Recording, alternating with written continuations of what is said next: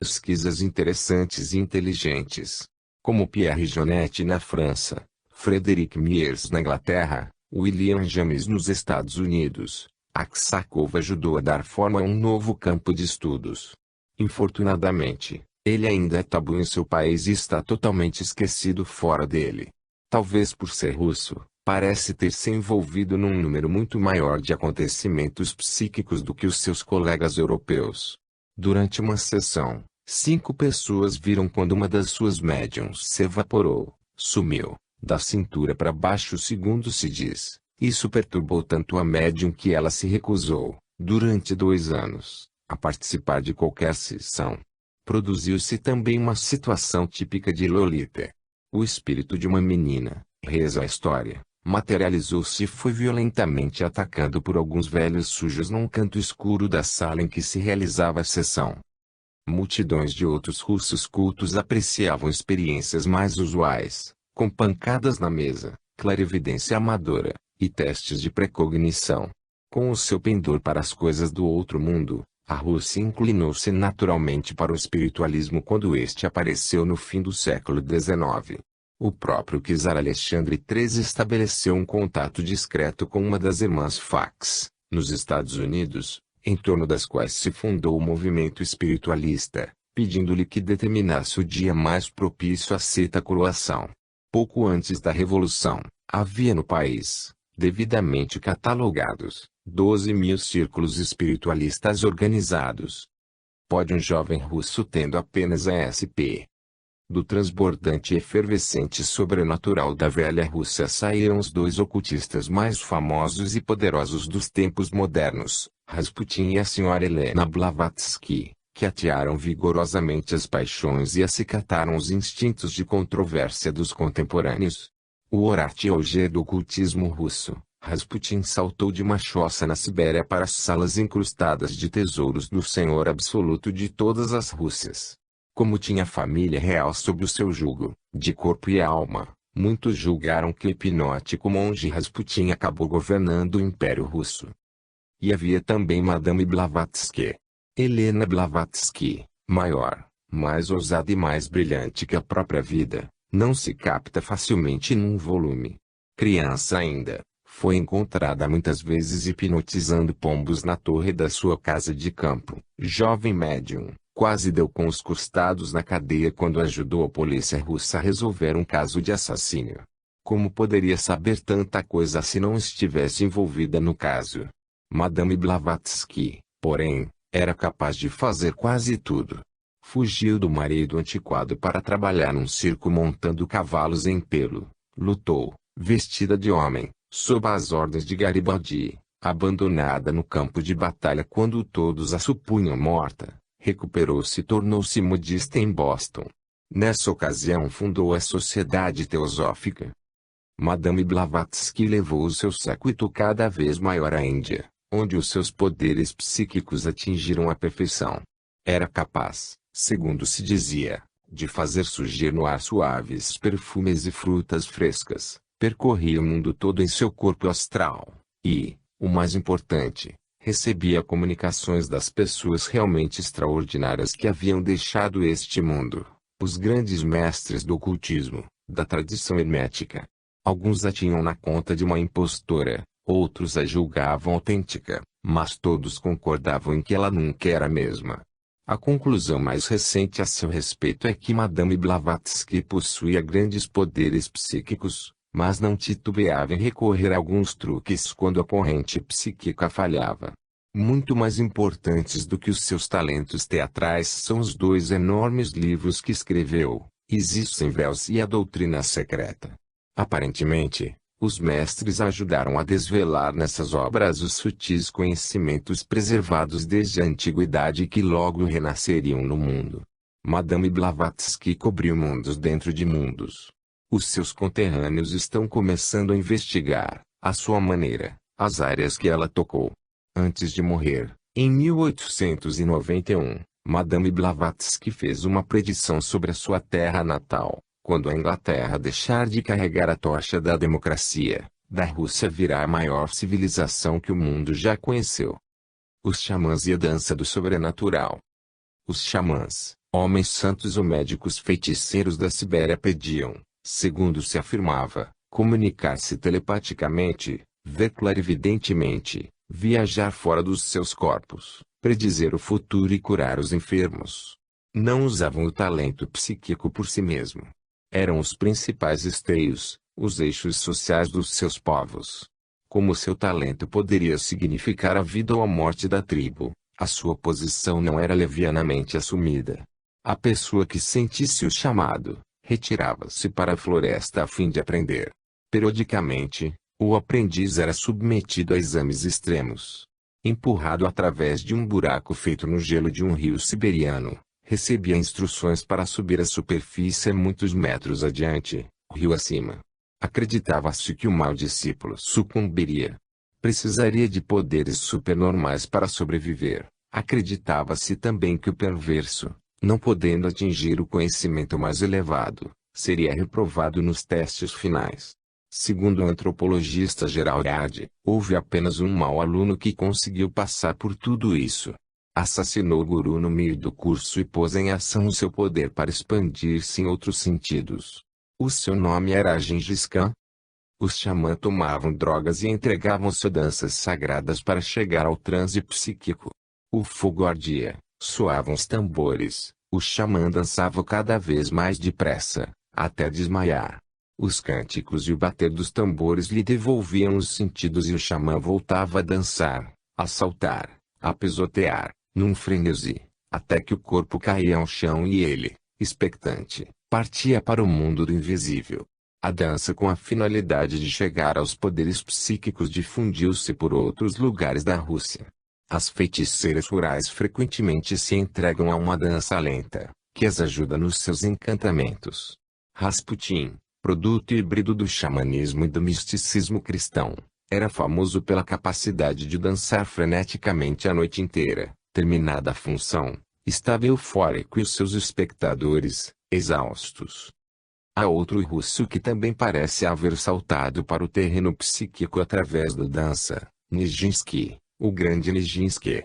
Os espectadores mais exigentes de Paris deixavam-se ficar sentados, olhando, quando as cortinas se abriam e, de repente, uma forma humana se erguia no ar, cintilava e rodopiava de um lado para outro do palco, deslumbrando-os, empolgando-os, como um verdadeiro deus com asas nos calcanhares. Até os críticos disseram que Nijinsky nunca saía do palco como os outros bailarinos, parecia subir, flutuar e desaparecer atrás das cortinas. As pessoas que trabalhavam com ele notavam uma coisa nos seus saltos, que o público nunca observou. Não é que ele suba mais alto, disse alguém, é que ele desce mais devagar. Em seu livro, Entre Dois Mundos, o psiquiatra Andor Fodor menciona uma entrevista com sua amiga íntima, Romola, esposa do bailarino. Nijinsky, disse ela, nunca compreendeu por que outros dançarinos não conseguiam permanecer lá em cima como ele, porque não podiam também controlar a velocidade da descida. De uma feita, Romola observou a Nijinsky, é uma pena que você não possa ver-se dançando. E ele, mas eu posso. Sempre. Fico de fora. Eu me obrigo a dançar de fora. A ideia de voar por conta própria sempre cintilou nas histórias russas, cheias de formosas princesas que deslizam elegantemente pelo céu noturno e de feiticeiras que, em lugar de voar montadas em vassouras, usam o almofariz e a respectiva mão. Voam no almofariz e o impulsionam com a mão. Mas onde estava o segredo dos grandes saltos de Nijinsky? A dança, para ele, era um dom religioso, uma missão, que lhe permitia expressar verdades eternas através do corpo. Estudava yoga, trabalhava com as tabuinhas de Ouija e era, segundo se afirma, um bom psicógrafo. Especulando sobre Nijinsky e a levitação, o Dr. Fodor recordou práticas hindus que contrariam a gravidade, e ressaltou o antigo dita segundo o qual aquele que desperta o Anahata Chakra no coração caminha pelo ar. O pendor russo para a ideia do voo fora do corpo, através da dança, para o poder psíquico em movimento através do movimento corporal, talvez explique, em parte, o permanente interesse da parapsicologia soviética pela telepatia cinética, que tenta ordenar a uma pessoa que se mova, À distância, numa espécie de ESP muscular. A alma mística da Rússia. O brilhante psicanalista Carl Jung escreveu sobre as grandes forças que infundem energia à psique inconsciente de uma nação.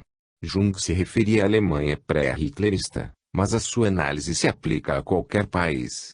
As forças vitais a que se negou a luz do dia fortaleceram-se e elevaram-se na noite da psique, até que as fúrias cavalgaram com as valquírias. A Alemanha esbarrou no olho do irracional, arrastando consigo o testo do mundo. As manias nacionais continuarão, pensava Jung, até conseguirmos chegar a uma compreensão melhor das partes desconhecidas da nossa natureza. Há como tal diferença de Jung, entretanto, muitos preferiram ignorar o lado psíquico. O próprio Freud receava que, se abrissem as portas psíquicas, nós seríamos tragados pela maré negra do ocultismo. Mas acabou mudando de ideia a respeito do valor da parapsicologia. Muitos soviéticos, como Vladimir Vol, um dos principais oponentes da pesquisa da ESP, não mudaram de ideia. Temerem que qualquer passo que se afaste dos dogmas de Pavlov venha mergulhar novamente a Rússia no antigo e aviltado ocultismo. Isso é mais do que repugnância pela superstição. Já é um verdadeiro medo das monstruosas compulsões do inconsciente. Sugerem alguns que esse medo instintivo de ser arrastado pelo irracional e pelo inconsciente é que, no fundo, motiva toda a oposição à investigação do ilógico. Trata-se de um medo justificável na União Soviética. A psique profunda da Rússia mudou mais violentamente de maneira talvez mais radical que a de qualquer outro povo. Até recentemente a Rússia tinha pouca estrutura racional em que pudesse escorar-se. Era o caos inconsciente, capaz de gerar um Ivan, o terrível, que um dia, por capricho, manda matar 10.000 pessoas e atirá-las ao rio até quase poder atravessá-lo sobre os cadáveres. Um Ivan que passa o dia seguinte na igreja, batendo no peito, genuinamente arrependido dos seus pecados. Um Ivan que, no outro dia, volta a mergulhar no sangue.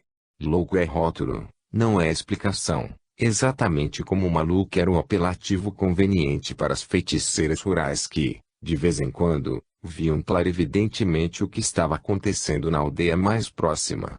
A Rússia ainda tem feiticeiras, mas, o que é infinitamente mais digno de atenção, ainda tem, ou pelo menos tinha até há pouco, os seus terríveis Ivans, os seus Stalins, os seus Berias. A parapsicologia soviética, com as suas máquinas de Ig, a sua teoria da informação, os seus jovens e imaginativos cientistas, está começando a sujeitar os velhos poderes invisíveis das feiticeiras. Mas parapsicologia era uma denominação pouco feliz na URSS. A diferença do que acontece no Ocidente, os seus investigadores quase não curam de psicologia. Isso suscita pontos de interrogação, como os cogumelos brancos ao pé das bétulas e pinheiros.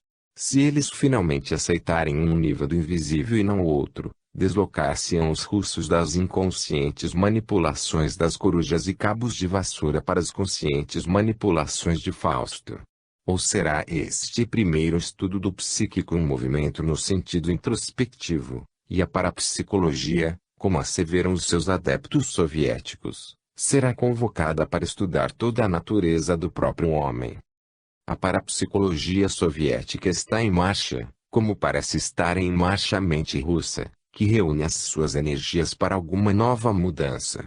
O que nos leva de volta à clássica pergunta que a maioria dos escritores, mais cedo ou mais tarde, repete ao contemplar a terra que alimentou Gogol e o levou a escrever: Rússia, não estás disparando como uma troika fogosa que nada consegue alcançar.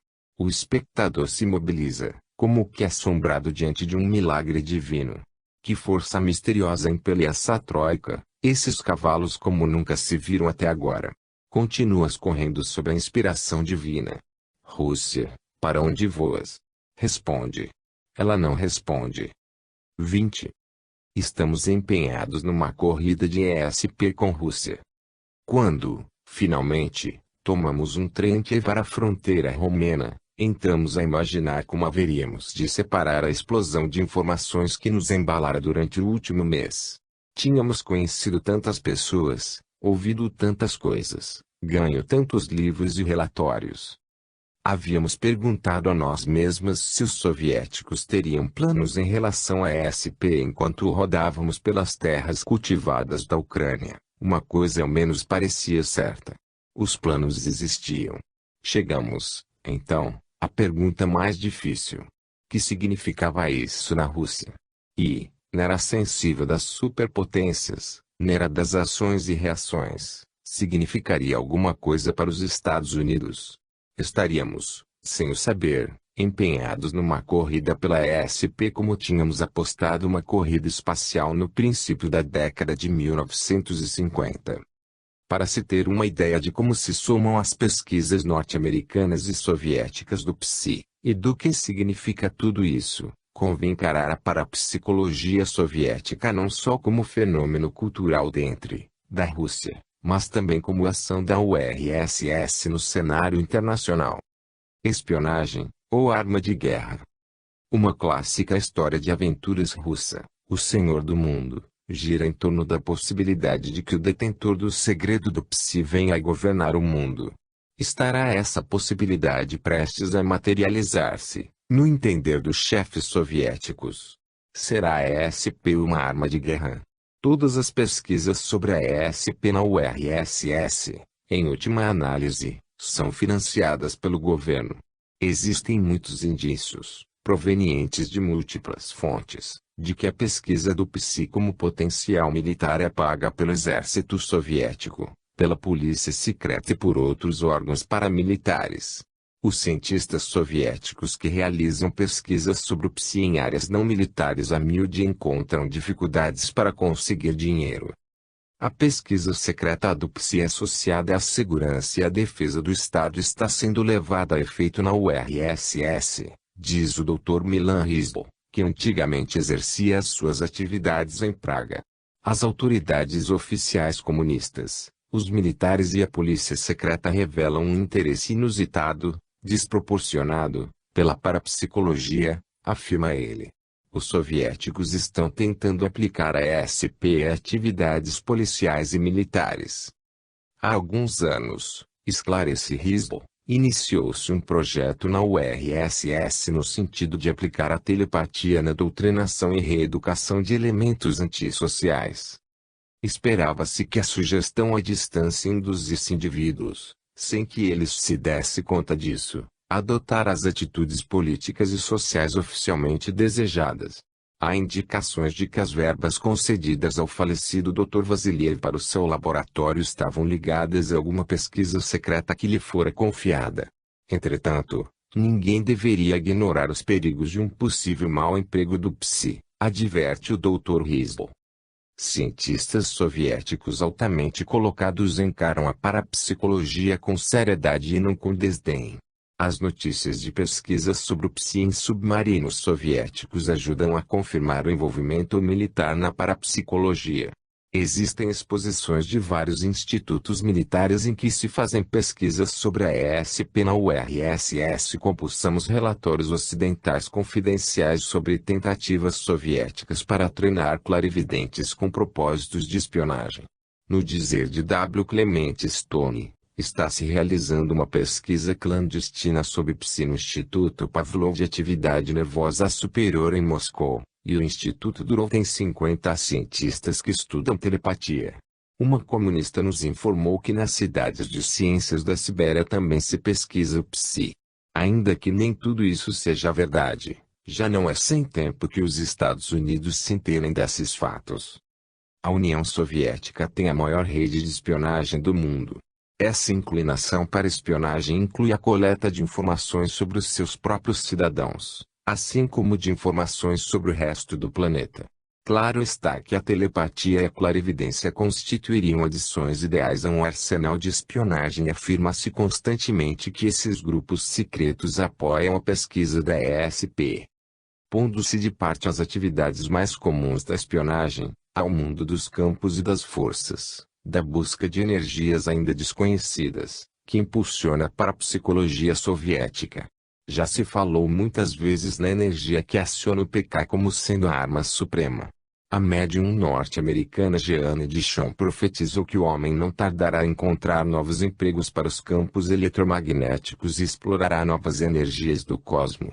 Será essa a procura de campos ou outra razão por que os militares soviéticos manifestam um interesse desproporcionado pela ESP? Disse uma autoridade ocidental bem informada. Muitos soviéticos que estão fazendo pesquisas sobre ESP são humildes, corajosos e sinceros, mas estão nas mãos dos políticos.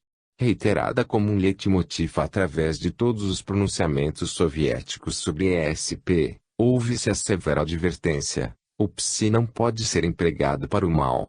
Esperamos apenas que não venha cair nas mãos dos que, em qualquer parte, seriam capazes de utilizá-lo como arma biológica. Foi-nos solicitado que transmitíssemos essa ideia aos Estados Unidos. Mas nunca ouvimos o mesmo refrão em nenhum outro lugar. Sibyl Lake, conhecida escritora e membro de uma Assembleia Britânica de Feiticeiras, informa que funcionam na Rússia congregações subterrâneas e herméticas de feiticeiras, que estariam em comunicação com as congregações britânicas. De acordo com as informações que obtive, os Estados Unidos estão 50 anos atrás dos russos em pesquisas psíquicas, diz ela, referindo-se particularmente à ESP militar soviética. Se nós, os ocidentais, nos tivéssemos dado ao trabalho de ler as publicações soviéticas na década de 1950, teríamos visto que inúmeros dados sobre o desenvolvimento do Sputnik foram publicados muito antes que ele, disparado no espaço, assombrasse o mundo. Hoje, continuamos desatualizados no que se refere ao material estampado em publicações soviéticas e em artigos científicos, sobretudo no campo da parapsicologia. No dizer de John Gunther, autor de Inside Russia Today, os cientistas norte-americanos continuam lamentavelmente ignorantes do que está acontecendo em suas esferas na Rússia, e isso pode ter sérias consequências práticas. Existem implicações religiosas na parapsicologia soviética. Os primeiros bolcheviques acreditavam num novo mundo que eles pudessem construir. Eram idealistas, utópicos, quase messiânicos em suas esperanças de um mundo melhor, diz o Dr. Nikolai Koklov, que abandonou a URSS e é hoje professor de psicologia nos Estados Unidos. Koklov assinala que esses sonhos quase pereceram. Hoje existe um novo impulso interior entre os jovens soviéticos no sentido de construir um mundo melhor, de pôr em prática alguns dos componentes idealísticos que faziam parte do movimento comunista primitivo. Ao mesmo tempo, desenvolveu-se na União Soviética uma espécie de movimento religioso. Como diz Svetlana Alexieva, o povo na Rússia é religioso, não porque estuda, mas porque sente. Numa pesquisa sociológica de opinião levada a efeito na URSS, noticiada em Vida Soviética, um jovem soviético comentou: a geração mais nova viverá em melhores condições de riqueza material, mas nós teremos de lidar com problemas mais complexos. Esta é a tendência histórica. Ao passo que os nossos pais tinham difíceis problemas materiais para resolver, os nossos problemas mais graves serão espirituais. Resta saber se a parapsicologia, através da sua nova concepção da natureza do homem, criará uma nova espécie de tendência espiritual. Se por movimento espiritual entendemos uma volta à religião e ao culto organizados, estaremos falando de uma coisa completamente alheia à parapsicologia soviética. Mas se por espiritual entendemos a tentativa de compreender o homem e o seu lugar no universo, a parapsicologia soviética poderá ser, em parte, a expressão de um movimento espiritual. Interferência política. Debaixo da superfície impassível, os anos 60 foram uma década de grande fermentação intelectual, de acesso a novas ideias, e de covas exigências de uma sociedade mais livre na Rússia. Como parte deste movimento no sentido de novas esferas, levantou-se a censura sobre a discussão pública da ESP na década de 1960, e uma série de publicações soviéticas estampou artigos notáveis sobre parapsicologia, assinados por escritores e cientistas. Muitas vezes, os críticos da ESP não encontraram mercado para o seu dogmatismo. Na década de 1960, Os dirigentes soviéticos principiaram a ver-se às voltas com alguma coisa até então inédita na URSS, uma oposição a certas políticas do governo, que se expressavam em demonstrações ostensivas em revistas subterrâneas que circulavam abertamente, Heresia, Fênix, Sintaxe. Os cientistas e escritores, quase sempre, eram os mais independentes na expressão dos seus pensamentos. Os cientistas formam um grupo de elite materialmente privilegiado na sociedade soviética, com livre acesso às informações. O Dr. Andrei Sakharov, um dos pais da bomba soviética, vencedor do Prêmio Lenin, em seu famoso manifesto relatório contra o sistema, criticou asperamente o regime soviético e o controle ideológico dos intelectuais. Reclamou a cooperação entre o Oriente e o Ocidente, e a convergência do capitalismo e do comunismo. Sakharov foi espontaneamente apoiado por cientistas famosos, como o Dr. Pedro Kapitsa e o Dr. Igor Tamm. Jovens e velhos, os cientistas uniram-se. Em lugar de atacar publicamente esses homens mundialmente famosos, Brezhnev e as suas coortes tentaram tirar-lhes o tapete debaixo dos pés. Realizou-se uma sessão secreta para discutir o estado explosivo da ciência soviética. Restabeleceu-se o Ministério Stalinista da Ordem Pública. Em 1968, o governo fixou novos controles sobre os 800 mil cientistas da URSS. Daí por diante seria exigido deles que se submetessem a exames políticos de reconfirmação, de 3 em 3 anos, para poderem continuar em seus postos.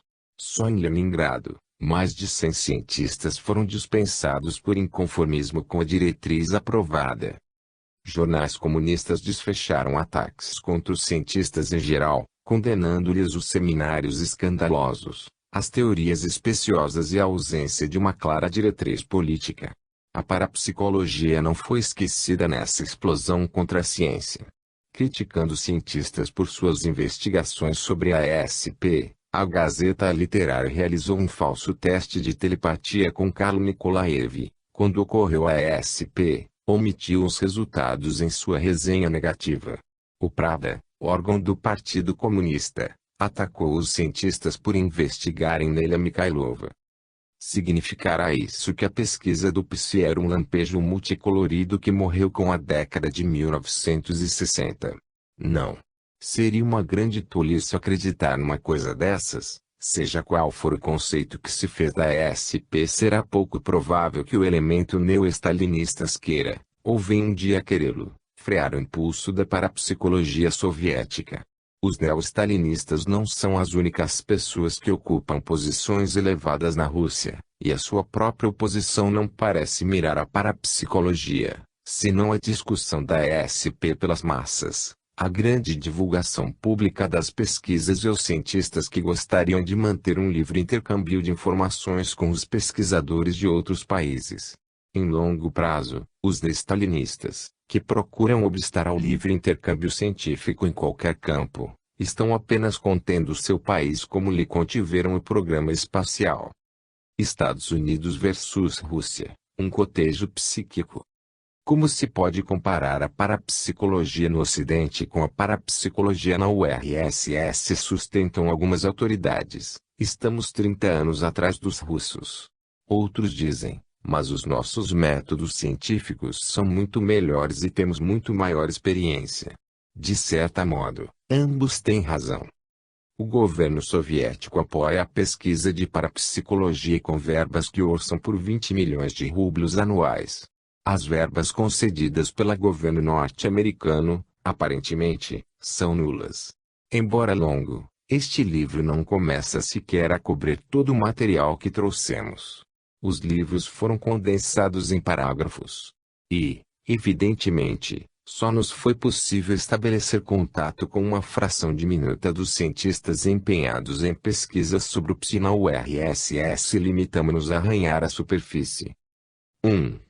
A diferença mais importante entre a pesquisa norte-americana e a soviética é que esta última está voltada para o emprego do Psi. O seu objetivo é a aplicação tecnológica. Nos Estados Unidos, A pesquisa da ESP como um todo só recentemente emergiu dos preliminares do estabelecimento da prova estatística da sua existência. 2. A pesquisa psíquica na URSS é considerada como um novo campo das ciências naturais, ligado à biônica, à fisiologia, à biologia, etc. Os russos chamam-lhe bioinformação, biotelecomunicação, biocibernética. Os laboratórios de psi nos países comunistas estão nas universidades, nos institutos de tecnologia, nas faculdades. A pesquisa do psi é feita geralmente por cientistas puros. A pesquisa da telepatia é vista com bons olhos por muitos níveis de cientistas, desde os tecnologistas até membros da elite da Academia Soviética de Ciências. Nos Estados Unidos, a pesquisa da ESP tem sido uma enteada da psicologia, mal tolerada pela comunidade acadêmica. Praticamente não se lhe concedeu espaço algum nas universidades. 3. Os soviéticos utilizam o enfoque de grupo da ESP, reunindo especialistas de muitos campos diferentes, a fim de proporcionar uma pesquisa interdisciplinar completa. A cooperação também entre cientistas do bloco comunista. No Ocidente, os cientistas do psi tendem a trabalhar isoladamente, ou com um ou dois colegas do mesmo campo. A divisão entre os pesquisadores ocidentais é assombrosa. 4. Os soviéticos estão bem informados acerca da pesquisa ocidental. Sabem tudo o que é possível saber a respeito de médiuns como Cayce, Croizet e Sirius, e estão familiarizados com o trabalho parapsicológico científico positivo que se realiza no Ocidente. Os ocidentais, em compensação, pouco ou nada sabem sobre os médiuns ou as pesquisas soviéticas. 5. A pesquisa soviética fundamental do psi é fisiológica. O trabalho ocidental, em regra geral, é estatístico, psicológico ou filosófico. A pesquisa soviética, altamente especializada, tem menor amplitude de campo. O nosso trabalho, mais vasto, abrange as humanidades, a religião, a psiquiatria, a filosofia. A pesquisa ocidental do psi tem 80 anos atrás de si uma riqueza de informações que os soviéticos já assimilaram em proveito próprio. 6. Não existe uma publicação soviética específica dedicada à parapsicologia. Publicações semipopulares trazem artigos de ordem geral sobre o psi. Publicam-se, porém, artigos científicos em revistas científicas apropriadas ao campo, cibernética, biologia, etc. Os institutos soviéticos dão a lume, periodicamente, coleções de artigos sobre trabalhos de parapsicologia.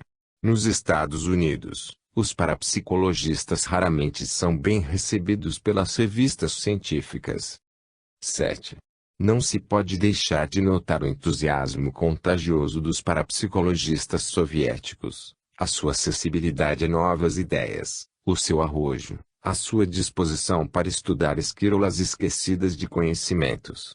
Talvez os atraia a novidade do campo. Talvez a longa e inamovível hostilidade de acadêmicos e cientistas tenha tido um efeito mais estutificante sobre os nossos parapsicologistas do que a repressão política direta, ocasionalmente enfrentada pelos seus colegas soviéticos. Alguns cientistas comunistas possuem capacidades psíquicas e não se vê exame de falar nelas. Os pesquisadores ocidentais parecem ter medo de confessar a posse de um talento psíquico. Quase todos os pesquisadores soviéticos dão a impressão de haver tentado desenvolver dentro em si mesmos uma sensibilidade ao domínio psíquico, como os nossos psiquiatras precisam aprender alguma coisa das próprias complexidades antes de poder trabalhar com outros. Na Rússia, a atmosfera das relações com os médiuns está mais próxima da dos soberbos conservatórios musicais ou escolas de balé, em que os cientistas procuram constantemente melhores maneiras de aperfeiçoar, estimular e realçar talentos, do que do enfoque cético, tantas vezes encontrada no Ocidente, e que se poderia traduzir por esta frase: mostre-me, e mostre-me a minha maneira. 8. Até recentemente, o ímpeto que sacudia grande parte da pesquisa psíquica ocidental vinha de indivíduos ou fundações particulares, que buscavam respostas ao problema da vida após a morte ou uma filosofia religiosa. Esse trabalho oferecia valiosa compreensão da estrutura inconsciente da psique de outras dimensões. Nos países comunistas, as pessoas aceitam a parapsicologia de modo mais realístico, como campo de significação científica potencial, diz o Dr. Risbl. A motivação é menos espiritual. A nossa intenção não foi avaliar o estudo espinhoso e, em muitos casos, extraordinário do psi no Ocidente. Bibliotecas inteiras têm sido escritas sobre ele e muitos outros livros surgirão, sem dúvida, à proporção que se desenvolver o trabalho nesse campo. Tentamos simplesmente avaliar a pesquisa psíquica soviética e as áreas em que ela se avantaja em nós.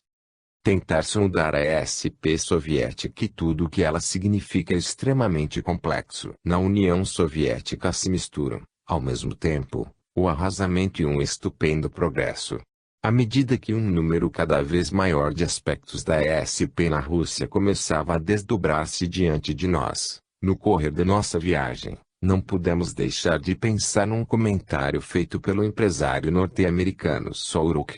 Famoso por haver levado artistas russos ao Ocidente, Urok explicou: se fosse fácil, todo mundo faria. De certo modo, isso parecia aplicável à tentativa para compreender a natureza da telepatia e a atividade soviética no domínio da ESP, como diz Georgi Kennan, o ex-embaixador norte-americano na Rússia. Só pode haver graus de ignorância a respeito da Rússia. A nossa conclusão parece justificada, afirma o Dr. Risbl, que já foi membro da Academia de Ciências Tcheca. A parapsicologia nos países comunistas e sobretudo na URSS ocupa uma posição forte. Podemos esperar que ela desenvolva com determinação. O eminente parapsicologista alemão, Dr. Hans Bender, chefe do Departamento de Psicologia da Universidade de Freiburg, fez inúmeras visitas aos laboratórios soviéticos de ESP já em 1964, diz ele à escritora Norma Leigh Browning. Creio que as experiências de telepatia atrás da cortina de ferro podem ser mais significativas do que supomos. Insigne física norte-americano, o Dr. José Pagarushi, referindo-se à obra de Vasiliev, escreveu: se este livro, soviético, não estimular algumas novas linhas de pesquisa no Ocidente, o azar será nosso. O sigilo que cerca algumas pesquisas soviéticas lhe dificulta a avaliação exata.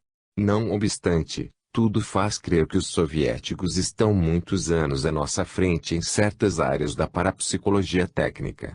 Estão na nossa frente em descobrimentos relativos à essência física do ser humano e à maneira pela qual o psi funciona em nós e através de nós. Estão na nossa frente no esforço concentrado por descobrir a energia básica que existe atrás do psi. Estão na nossa frente nas tentativas para controlar certos fatores variáveis, como a influência do tempo magnético durante os testes de psi. Parecem estar na nossa frente na procura e na criação de condições que libertem o potencial de psi presente em todo ser humano. Não adiantará perguntar aos parapsicologistas norte-americanos, por que nos deixaram ficar para trás. É até possível que tenham sido cientistas puros do Ocidente que nos desapontaram. Os homens e mulheres que se dedicaram à pesquisa psíquica já foram suficientemente criticados e condenados. Eles não precisam de vaias, precisam de ajuda. Precisam de dinheiro, de laboratórios bem aparelhados e apetrechados, de aceitação, de sangue novo. Precisam atrair pessoas jovens, altamente treinadas, sensíveis, de todas as áreas da ciência, da medicina e das humanidades, para a parapsicologia. Desperta América. Dizem-nos isso praticamente depois de cada noticiário sobre uma centena de problemas diferentes e perigosos. Mas a parapsicologia é mais do que um problema. É um domínio de nova compreensão. Como disse Neil Armstrong perante uma sessão conjunta das duas casas do Congresso, estamos entrando na idade de Aquário, que tem enorme significação para a geração mais moça. As sondagens da pesquisa do psi fazem parte dessa nova idade. Tudo indica que, um dia, disputaremos uma corrida da ESP, como tivemos de disputar uma corrida espacial. Existem brilhantes e escuras compulsões na corrida pelo espaço externo, benefícios e conhecimentos que deverão ser conquistados por pessoas em toda parte, vantagens militares que deverão ser exploradas. A mesma mistura de luz e sombra alimenta a corrida pelo espaço interno na Rússia. Viemos em nome de toda a humanidade, disseram os primeiros homens que pisaram na Lua. Eram norte-americanos. Parece-nos que a grande exploração do espaço interior deveria ser feita também em nome de toda a humanidade. É o que os soviéticos que conhecemos esperam e é o que os preocupa. Seria muito ruim se os Estados Unidos perdessem, por omissos, a oportunidade de explorar uma vasta vida desconhecida. As conquistas soviéticas na pesquisa do psi, em áreas fisiológicas e tecnológicas, são largamente ignoradas no Ocidente. Os seus pesquisadores são impedidos, por restrições políticas, de investigar grande parte do trabalho que está sendo feito no Ocidente. Parece-nos que a maior contribuição dos Estados Unidos deveria ser juntar as duas metades da pesquisa psíquica para formar um todo. O Dr. Koklov, que viveu no Oriente e no Ocidente, diz: o destino do mundo depende hoje da compreensão comum, por parte de toda a raça humana, do que é realmente um ser humano, e da ampliação da noção comum do homem. Os soviéticos estão desvendando as mais altas percepções sensoriais do homem e os inexplorados potenciais da mente humana. A maneira pela qual os Estados Unidos responderão ao desafio e a maneira pela qual os soviéticos utilizarão esses poderes recém-descobertos da mente talvez modifiquem o destino de todos nós. 2. Bulgária. 21. Vanga Dimitrova, pitonisa búlgara. Chegamos finalmente à terra fria e clara da Bulgária com as suas montanhas ondeantes e verdes e a sua costa lendária que dá para o Mar Negro. Nos Estados Unidos, a Bulgária é conhecida, quando é, pelos roseirais que fornecem essência para os perfumes do mundo e como a pátria orgulhosa do iogurte. Mas a Bulgária não é tão somente isso. Um dos valores do país, neste momento, é Vanga Dimitrova, a vidente cega da Bulgária. Vanga, que vive perto da fronteira grega, na cidadezinha de Petrich, uma grande médium, que se situa no mesmo plano de Gerard Croiset de Utrecht, na Holanda, e de Jeanne Dichon, de Washington. Como eles, é famosa em sua parte do mundo, e multidões de pessoas lhe procuram ajuda. Vanga descobre pessoas desaparecidas, ajuda a resolver crimes, diagnostica moléstias e lê o passado. Mas o seu maior dom é a profecia. Essa mulher cega, de meia idade, prediz o futuro com assombrosa precisão. E vive num país suficientemente sábio para poder apreciá-la. A Bulgária teve 6.000 anos para aprender a sabedoria. Situada na Península Balcânica, mais ou menos do tamanho do Tennessee, e pouco maior que o estado de Pernambuco, divisa com a Romênia, a Iugoslávia, a Grécia e a Turquia. Depois de conhecer a sua idade de ouro no século XIII, caiu nas mãos dos sultões turcos. Os 600 anos de brutal domínio otomano foram finalmente encerrados com a ajuda da Rússia czarista há menos de um século. Vieram depois as selvagens, confusas e famosas intrigas balcânicas, que inspiraram uma era de filmes de espionagem e, na vida real, trouxeram o caos e inversões em todas as frentes. Os comunistas conquistaram o poder em 1944. No período de estabilidade política que se seguiu, eliminou-se a pobreza realmente aflitiva, extinguiu-se o analfabetismo. Existem agora dúzias de universidades, faculdades, hospitais e institutos médicos. Hoje em dia, os 8 milhões de habitantes da Bulgária estão provavelmente em melhor situação do que os habitantes de muitas partes da União Soviética, embora sejam mais pobres do que as populações de outros países satélites. A nossa busca da história da pasmosa profetisa Vanga e do próprio Psi na Bulgária começou na capital, Sofia, cidade que tem 5.000 anos, mas não dá a impressão de mocidade nem de velhice. Sofia apenas é, como a natureza. O seu povo fala naturalmente de coisas naturais, uma capacidade psíquica, com uma facilidade inconsciente que não encontramos em outros lugares. Depois de captar o sentimento nacional, que lembra a nota viva e harmoniosa de um vaso grego, Não nos surpreendemos de que viva na minúscula Bulgária a primeira profetisa do mundo moderno sustentada pelo governo, Vanga Dimitrova. E não nos surpreendemos de que os búlgaros tenham encetado a sua pesquisa psíquica científica mais suavemente do que qualquer outro povo. Vanga Dimitrova nunca foi uma estranha em minha vida. Embora eu nunca a tivesse conhecido pessoalmente, ela conhecia minha vida melhor do que eu mesma. A autora desse comentário concordara em contar-nos a parte que Vanga representara em sua vida, em falar sobre a visão do futuro, desenrolada como uma tapeçaria, como se os fios da sua vida tivessem sido tecidos antes do seu nascimento. Saímos do grande hotel balcânico rumo à nossa entrevista. Diante de nós, a praça central matraqueava com os táxis e bondes enganchados uns nos outros. Do outro lado da praça se erguiam os 14 séculos da igreja de Santa Sofia. À nossa direita, como um fragmento de barraca metálica pré-fabricada que houvesse afundado, via-se uma igreja literalmente subterrânea usada durante a opressão turca. Os minaretes de uma mesquita se elevavam logo depois e uma muadem ainda chamava os fiéis à oração. Atrás de nós, no centro do pátio do hotel, viam-se as ruínas não totalmente arruinadas de um banho romano. Uma confusão de tempos, uma terra de épocas heróicas, um país que focalizava os seus conhecimentos do século XX sobre aquele ponto imóvel no olho do tempo, a médium cega que prevê e prediz. Como eu lhes disse, nunca conheci. Meu pai foi procurá-la quando eu tinha 12 anos. A mulher que se achava diante de nós teria 30 e poucos. Possuía maneiras distintas de um bom emprego oficial. De pernas finas, cabelos castanhos avermelhados, olhos cinzentos, animava-se ao conversar.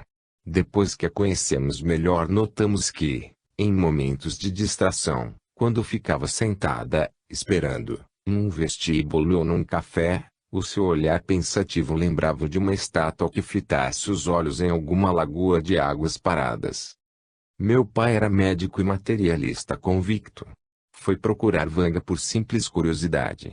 Queria ver como procedia a mulher em relação às pessoas que a buscavam, se era uma impostora consciente ou inconsciente. Naquele tempo, Vanga já vivia na aldeia de Petriche, onde ainda vive. Conversava com as pessoas em sua casa, uma casa de camponeses, pequenina e rústica. Ela hoje não vive no luxo, mas está muito melhor do que estava.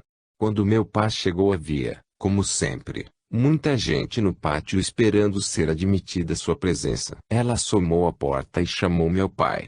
Pelo seu apelido carinhoso, nunca usado fora da família. Disse que o receberia primeiro porque ele era a única pessoa no pátio que não acreditava nela. Depois que ele entrou, Vanga narrou-lhe uma série de coisas sobre o passado dele. Meu pai foi casado 3 vezes. Ela descreveu os casamentos corretamente, contou-lhe pormenores, particularidades, coisinhas que só ele sabia, pois não as revelara sequer às últimas esposas. O seguir, começou a falar sobre o futuro. Meu pai, predisse ela, morreria dali a 14 anos, em 1958, de câncer. Vanga falou também a respeito de meu irmão mais moço e a meu respeito. De todos os filhos, éramos os prediletos de papai. Vanga disse que eu faria um casamento feliz, mas que meu marido morreria de repente, pouco depois. Eu ficaria viúva com um bebê para criar. Disse que eu tornaria a casar, mas faria um casamento desastroso. O destino de meu irmão seria pior ainda. Ele morreria num estranho acidente aos 20 e poucos anos. A experiência de Petriche abalou profundamente meu pai. Vanga 8 escrevera com muita clareza e com fartura de pormenores cenas íntimas do seu passado. O que ela predissera para ele e o resto da família não era de modo a entusiasmar-nos. Meu pobre pai voltou para casa terrivelmente transtornado. Precisava falar com alguém sobre isso e, assim confiou em minha madrasta. Contou-lhe tudo, fazendo-a prometer que nunca repetiria uma palavra a ninguém. Mas as senhoras sabem como são as mulheres. Não demorou muito que ela me contasse toda a história. Talvez achasse que também precisava confiar em alguém. Muitos anos depois, meu pai chegou à conclusão de que tinha uma úlcera. Sendo médico, não deveria ter falhado assim no diagnóstico, Mas talvez a sua vontade de acreditar que não sofria de uma coisa pior fosse tão grande que o diagnóstico lhe saiu errado. Sofreu 2 operações. Na segunda, os médicos limitaram-se a olhar e tornaram a costurá-lo. Morreu de câncer. Em 1958, na data predita por Vanga. Eu me casei. Um bom casamento, um casamento feliz. Senti-me ainda mais feliz quando nasceu meu primeiro filho. Depois, alguns meses mais tarde, inesperadamente, repentinamente, meu marido morreu. Ainda muito moço. Casei pela segunda vez e o segundo casamento foi um desastre. Agora estou divorciada. Há poucos anos, meu irmão correu para pegar um bonde. Saltou. Mas alguma coisa não deu certo. Ele perdeu o equilíbrio, caiu e morreu. Tudo aconteceu. Tudo o que Vanga disse que nos aconteceria aconteceu. Posso assegurar-lhes que ela estava certa. Mas não posso dizer-lhes por quê. Eu era uma criança, tinha 12 anos quando meu pai foi procurá-la. Toda a minha vida se desenrolou diante dela, para que ela o visse. Por quê? Seria um plano, o destino, alguma coisa relacionada com a reencarnação? Porque Vanga pôde ver isso. Por quê? Sentia-se a intensidade da pergunta. Sabíamos que ela não esperava que tivéssemos a resposta, mas tínhamos a impressão de que continuaria perguntando por quê.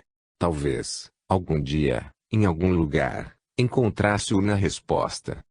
Não sei se acreditam em Deus, continuou ela. Não acredito nos rituais da igreja, nem nos dogmas, nem na espécie de imagem que eles pintam das coisas. Mas sei que há alguma coisa. Quando a vida vai bem, digo, obrigada, meu Deus, e quando vai mal, peço, ajuda-me, ajuda-me. Mas ainda não sei o que possibilitou a Vanga ver a minha vida. Foi provavelmente por ter falado primeiro com meu pai que ela se mostrou tão exata em suas predições sobre a minha família. Ela é sempre melhor no começo do dia. Essas coisas cobram os seus tributos. Além disso, está frequentemente doente. Pobre Vanga. Não lhe quero mal, apesar de tudo. Ela deve levar uma vida muito triste. Vanga Dimitrova é uma camponesa de quase 50 anos, que vive com a irmã em Petriche, numa região montanhosa da fronteira entre a Bulgária, a Iugoslávia e a Grécia. Está longe de qualquer espécie de corrente de atividade ou influência, mas, como vidente, tem o seu próprio gênero de corrente de influência. A vida de Vanga misturou-se inevitavelmente às dores, prazeres e experiências dos milhares de seres que recorreram a ela em último recurso e às guerras, revoluções e infortúnios da sua terra. É um grande consolo para mim ter podido ajudar algumas pessoas, diz a mulher, que semelha a imagem de um oráculo popular redivivo. Sempre se veste de preto e, quase sempre, traz a cabeça envolvida no chalé de camponesa, que lhe acentua o rosto.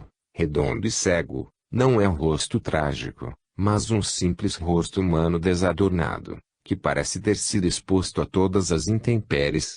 Havia um quê de obstinada resistência em seu vulto baixo, como também em seu caráter. Vanga já deu consultas psíquicas a dúzias de pessoas ao mesmo tempo. Não lida apenas com personalidades locais. O incessante desfile que lhe atravessa a soleira da porta inclui também os mais cultos e os mais requintados, que vão a Petriche movidos pela curiosidade ou pelo desespero. Inclui celebridades do Ocidente, membros do Jet-Set e pessoas famosas, que buscam informações de uma médium não envolvida em política e nos problemas do Ocidente. Os cientistas que trabalharam com Vanga dizem uma mulher respeitável. Ela é mais que uma feiticeira do campo. É com acento grave uma das maiores médiums vivas de hoje. Ela, não raro, fica muito triste com as coisas que prevê, conta-nos um dos cientistas. O seu dom psíquico a faz feliz. Mas, por outro lado, não pode viver sem ele. Não pode parar. E o modus operandi da sua personalidade. O saber que ajudou alguém, que não é apenas uma cega inútil que se aqueçaçou enquanto todo mundo trabalha, parece sustentá-la contra a sobrecarga de visões infelizes, morte, doença, assassínios, lares desfeitos, carreiras malogradas, que se relacionam com o que lhe passam pela sala de estar. Vanga provavelmente não sabe que as predições que fez para o pai da nossa amiga se realizaram. Provavelmente nem mesmo se lembra do médico cético e das cenas da sua vida, passada e futura, que entreviu por alguns minutos. Mas, infelizmente para Vanga, algumas das suas profecias mais dramáticas e trágicas relacionavam-se com criaturas muito chegadas.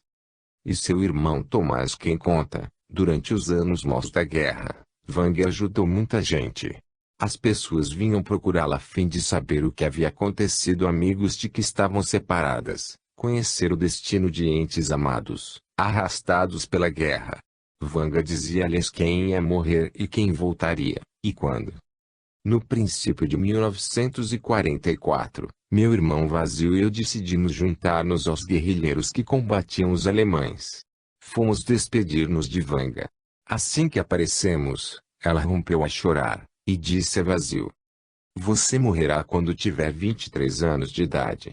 "Diga isso a outra pessoa", retrucou-lhe Vazio. "Não acredito.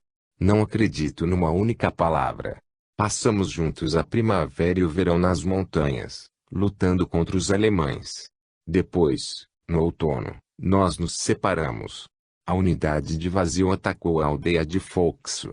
Eles estouraram uma ponte e mataram muitos nazistas. Vazio foi ferido e acabou capturado por homens da SS. Os alemães encurralaram todo o povo da cidade na igreja central. Cercados de metralhadoras, os habitantes de Foxo não puderam fazer nada quando os alemães obrigaram Vazio a descer a nave lateral da igreja e o puseram em pé. Espocaram tiros na velha igreja. Vazio caiu ao chão, morto. Foi no dia 8 de outubro de 1944, em que meu irmão completava 23 anos. A data da sua morte. A misteriosa capacidade de ver até 20 anos adiante no futuro é a parte mais insólita do talento psíquico de Vanga. Nem ela, nem os que a consultam têm, normalmente, o menor desejo de conhecer tais particularidades. Mas estas surgem gratuitamente. Quando lhe acontece ver uma data de morte, quase sempre acerta. Vanga não sabe por que se revela de repente o dia fatal. Para meu grande pesar, à medida que vejo detalhes cada vez maiores da vida dos outros, vejo também, com frequência, as datas da sua morte. Muito antes que isso acontecesse, previ o dia em que meu marido morreria, muito embora ele não tivesse ainda 40 anos. Vi também que nada se poderia fazer para salvá-lo. Chamava-se Dmitri Georgiev. Era um homem bom e generoso, mas, infelizmente, se pôs a beber. Creio realmente que foi toda aquela gente que insistia em procurar-me, centenas de pessoas com as suas dificuldades a entrar e a sair da nossa casa, que o levou à bebida. Ele morreu no dia 7 de abril de 1956, como eu previra. A partir desse dia, passei a vestir-me de preta. E desde a sua morte, não fui mais chamada pelo seu sobrenome, Georgiev. Sou conhecida como Vanga Dmitrova. A capacidade profética de Vanga talvez seja sensível à morte porque a primeira predição de que ela se lembra envolvia uma morte muito especial para ela. Quando fez 13 anos, começou a ter períodos de cegueira. A ideia de não poder ver para o resto da vida transtornou-me horrivelmente. Meu pai e toda a família tentaram ajudar, mas não adiantou. Depois de 2 operações malogradas, Vanga ficou cega outra vez, aos 19 anos. Disseram a meu pai que somente certa especialista poderia fazer alguma coisa, e por isso ele me levou para vê-lo. Mas foi tudo em vão. Se fôssemos mais ricos é possível que, hoje, eu estivesse enxergando. Lubika, irmã de Vanga, conta o caso com maiores minúcias. Meu pai viajou com Vanga para outra cidade. O médico examinou-a e disse que Vanga recuperaria a vista se ele a operasse imediatamente. Em seguida, pediu a meu pai uma grande soma de dinheiro. Papai era um trabalhador migrante. Só conseguia trabalho em determinadas ocasiões. Estava longe de ter a quantidade de dinheiro exigida pelo médico. Embora eu saiba que a teria dado para ajudar Vanga, se a tivesse. Vanga teria de ser cega. O pai levou a filha para casa. Lá chegada, Vanga confidenciou aos irmãos e irmãs que receava que o pai morresse logo. Disse que sabia disso. Tentaram confortá-la. Ela estava apenas imaginando coisas mórbidas porque não podia ver. Mas o pai morreu, no dia exato que Wang especificara. Ela trocara uma visão por outra. Naquele tempo, Wanga vivia numa aldeia da Macedônia, ao pé da fronteira búlgara. As pessoas começaram a correr à casa da família. Poderiam falar com a menina cega? Seria a vidente capaz de ajudá-las? Pouco depois, vieram das aldeias vizinhas.